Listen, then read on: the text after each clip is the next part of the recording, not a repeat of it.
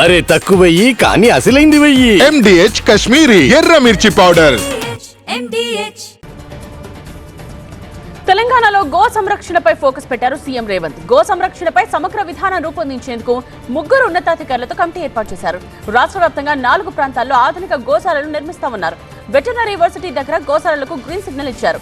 వేములవాడలో 100 ఎకరాల్లో గోశాల నిర్మిస్తామన్నారు. భక్తుల మనోభావాలు, గోవుల రక్షణే ప్రభుత్వ లక్ష్యమని స్పష్టం చేశారు. పిసిసి చీఫ్ మహేష్ కుమార్ గౌడ్కు లీగల్ నోటీసులు పంపారు కేటీఆర్. ఫోన్ ట్యాపింగ్ వ్యవహారంలో మహేష్ గౌడ్ ఆరోపణలను తీవ్రంగా ఖండించారు. హామీలు అమలు చేయడం ప్రభుత్వానికి చేత కావట్లేదన్నారు. ఫోన్ ట్యాపింగ్ పేరుతో రాద్ధాంతం చేస్తూ అటెన్షన్ డైవర్షన్ డ్రామాలు మానుకోవాలి అన్నారు. బీఆర్ఎస్ పై దిగజారుడు వ్యాఖ్యలు చేసిన మహేష్ గౌడ్ క్షమాపణ చెప్పాలని డిమాండ్ చేశారు.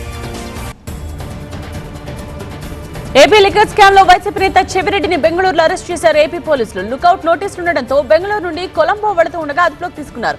అక్కడి నుండి ఏపీకి తరలిస్తున్నారు. చెవిరెడ్డి పాస్పోర్ట్ ను కర్ణాటక పోలీసులు ఇప్పటికే ఏపీ పోలీసులకు అందజేశారు.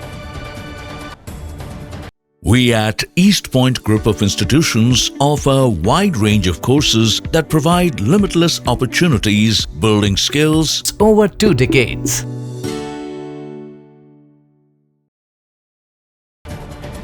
టీడీపీ కార్యకర్తపై దాడి కేసులో రిమాండ్ ఖైదీగా ఉన్న మాజీ ఎంపీ నందిగం సురేష్ అస్వస్థతకు గురయ్యారు. ఛాతీలో నొప్పిగా ఉండడంతో ఆయనను గుంటూరు జీజీహెచ్కి తరలించి వైద్య పరీక్షలు చేయించారు. విశాఖలో యోగాంధ్ర వేడుకలకు కట్టుదిట్టమైన భద్రతా ఏర్పాట్లు చేస్తున్నారు అధికారులు. 12,000 మంది పోలీసులతో బందోబస్తు ఏర్పాటు చేస్తున్నట్టుగా చెప్పారు పోలీస్ కమిషనర్ శంకబ్రత బాగ్చి. ఈ నెల 21 వరకు బీచ్ రోడ్లో ట్రాఫిక్ ఆంక్షలుంటాయన్నారు. 20-21న బీచ్ పరిసరాల్లో డ్రోన్లపై నిషేధం ఉన్నట్టు చెప్పారు. యోగా దినోత్సవం ఏర్పాట్లు, జన సమీకరణపై మంత్రి అనిత విజయనగరం కలెక్టరేట్ లో సమీక్షించారు. ఈ భేటీకి మంత్రులు అనగాని సత్యప్రసాద్, బీసీ జనార్దన్ తో పాటు ఎమ్మెల్యేలు హాజరయ్యారు. ప్రతిష్టాత్మకంగా నిర్వహిస్తున్న యోగా డేను విజయవంతం చేయాలని కోరారు. 5 లక్షల మంది యోగా చేసేలా ఏర్పాట్లు చేస్తున్నట్టు చెప్పారు. గత ప్రభుత్వము ఏపీ ఆర్థిక వ్యవస్థను చిన్నాభిన్నం చేసిందన్నారు మంత్రి అచ్చెన్నాయుడు. ఎన్నికల వేళ కూటమిచ్చిన ఒక్కొక్క హామీని అమలు చేస్తున్నట్టుగా చెప్పారు. ఇప్పటికే పెన్షన్లు పెంచి అన్నా క్యాంటీన్లను తెరచిన సంగతి గుర్తు చేశారు. హామీలు నెరవేర్చట్లేదని కొందరు నిస్సిగ్గుగా మాట్లాడడం తగదన్నారు. ప్రతిదీ రాజకీయం చేయాలని చూడొద్దని కోరారు. ఏలూరు జిల్లాలో కేంద్ర సాధికార కమిటీ పర్యటించింది. కొల్లేరు పరిసర గ్రామాల ప్రజల నుండి వినతి పత్రాలు స్వీకరించింది. సుప్రీంకోర్టు ఆదేశాలతో కొల్లేరు సమస్యల పరిష్కారం కోసం వచ్చినట్టు చెప్పింది. ఎమ్మెల్యేలు, ప్రజాప్రతినిధులను ఇప్పటికే కలిసినట్టు చెప్పింది. పర్యటన నివేదికను త్వరలోనే సుప్రీంకోర్టుకు సమర్పిస్తామన్నారు కమిటీ కార్యదర్శి చంద్రశేఖర్. బీసీల కోసం పోరాడుతున్న తనపై కొందరు విమర్శలు చేయడం సరికాదన్నారు బీసీ నేత కృష్ణయ్య. 50 ఏళ్లుగా ఉద్యమిస్తూ బీసీల హక్కులు కాపాడుతున్నామన్నారు. స్థానిక సంస్థల్లో బీసీలకు 42% రిజర్వేషన్లు అమలు చేయాలని డిమాండ్ చేశారు. ఉత్త జీవో జారీ చేయడం వల్ల ఎలాంటి ప్రయోజనం ఉండదు అన్నారు. రాజ్యాంగబద్ధంగా ప్రక్రియ పూర్తయ్యేలాగా కేంద్రంపై ఒత్తిడి తేవాలని ప్రభుత్వాన్ని కోరారు. నిర్మల్ జిల్లా కడెం మండలం లింగాపూర్ మహిళలు ఆందోళనకు దిగారు. ఇందిరమ్మ ఇళ్లున్న వారికే మళ్లీ ఇళ్లు ఇస్తున్నారంటూ ఆవేదన వ్యక్తం చేశారు. అనర్హులకు ఇళ్ల కేటాయింపు సరికాదన్నారు. ఇందిరమ్మ కమిటీని రద్దు చేసి ఆ బాధ్యతను పేదలకు అప్పగించాలని డిమాండ్ చేశారు. వర్షాన్ని సైతం లెక్క చేయకుండా రోడ్డుపై బైఠాయించారు మహిళలు. హైడ్రా ట్రాన్స్పోర్ట్ విభాగంలో 150 మంది డ్రైవర్ ఉద్యోగాలకు ఎంపికయ్యారు. హెవీ వెహికల్ ఉద్యోగాల కోసం వచ్చిన దరఖాస్తులను పరిశీలించి పరీక్షల అనంతరం 150 మందిని ఎంపిక చేశారు. సెలెక్ట్ అయిన వారికి హైడ్రా ఆధ్వర్యంలో వారం పాటు శిక్షణ ఉంటుందని, శిక్షణ పూర్తయ్యాక విధుల్లోకి తీసుకుంటామని అధికారులు తెలిపారు. హైదరాబాద్ పాత బస్తీలోని కోటక్ మహీంద్రా బ్యాంకు ఏటీఎం చోరీకి యత్నించారు దొంగలు. ఐఎస్ సదన్ ప్రధాన రహదారిపై ఉన్న ఏటీఎంను ధ్వంసం చేస్తుండగా సెక్యూరిటీ గుర్తించడంతో దుండగుడు అక్కడి నుంచి పరారయ్యాడు. సీసీటీవీ ఫుటేజ్ ద్వారా దొంగ కోసం గాలిస్తున్నారు పోలీసులు.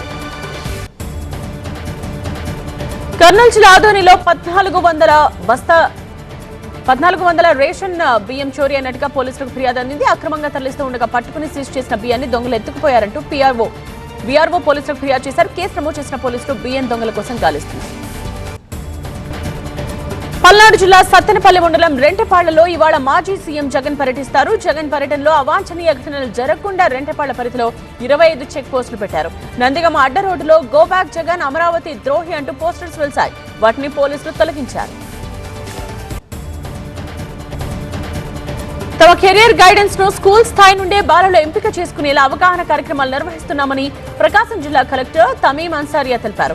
ప్రవాస భారతీయురాలు కువైట్ హోంశాఖ ప్రతినిధి రషీదా ఆధ్వర్యంలో ఏర్పాటు చేసిన రూట్ టు రైస్ థ్రైవ్ సంస్థ కార్యక్రమంలో కలెక్టర్ పాల్గొన్నారు. పిల్లల చదువు ఆ తర్వాత వృత్తి జీవితంలో సరైన నిర్ణయాలు తీసుకునేలా తమ సంస్థ పాటుపడుతుందని రషీదా పేర్కొన్నారు.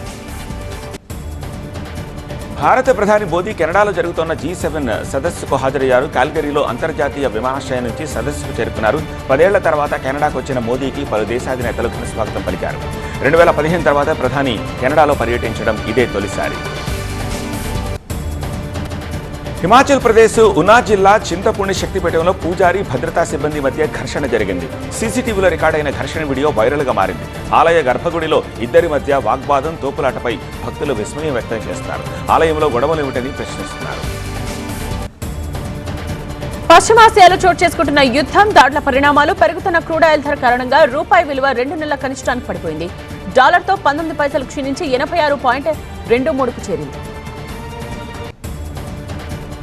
ఇజ్రాయెల్ బంకర్లో గుండెపోటుతో ప్రాణాలు కోల్పోయాడు తెలుగువాడు రవీందర్. ఇరాన్ ఇజ్రాయెల్ యుద్ధం నేపథ్యంలో స్థానికులను బంకర్లలోకి తీసుకెళ్లారు అధికారులు. మృతుడి స్వస్థలం జగిత్యాల జిల్లా గోవిందులపల్లె. 2 ఏళ్ల క్రితం ఉపాధి కోసం ఇజ్రాయెల్ వెళ్లాడు రవీందర్. రవీందర్ మృతితో స్వగ్రామం గోవిందులపల్లెలో విషాద ఛాయలు అలముతున్నాయి. కుటుంబ సభ్యులు కన్నీటి పర్యంతం అవుతున్నారు.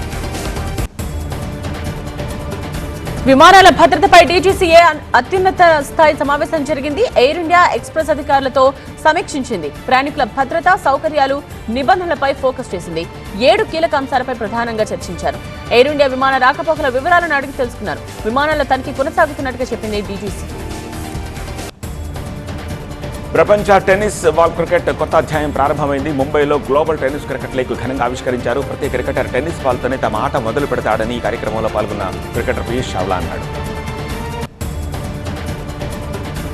గత వారం సంభవించిన విమాన ప్రమాదానికి సంబంధించి పైలట్ల ట్రైనింగ్ రికార్డ్ సమర్పించాలని ఎయిర్ ఇండియాను డీజీసీ ఆదేశించింది. ట్రైనింగ్ కు సంబంధించిన ప్రతి విషయాన్ని చెక్ చేయాలని ఫ్లయింగ్ స్కూల్స్ ను ఆదేశించింది.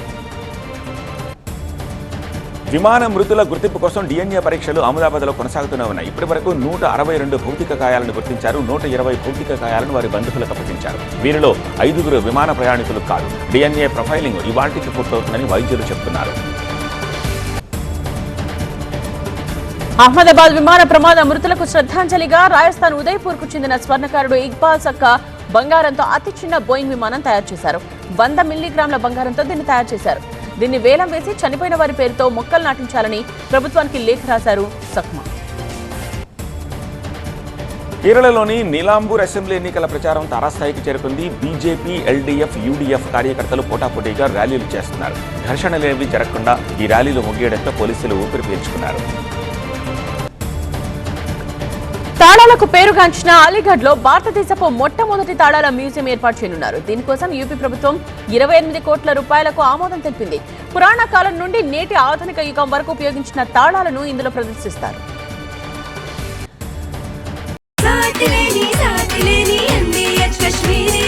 అరే తక్కువయ్యి కానీ అసలైంది వెయ్యి. MDH కాశ్మీరీ ఎర్ర మిర్చి పౌడర్.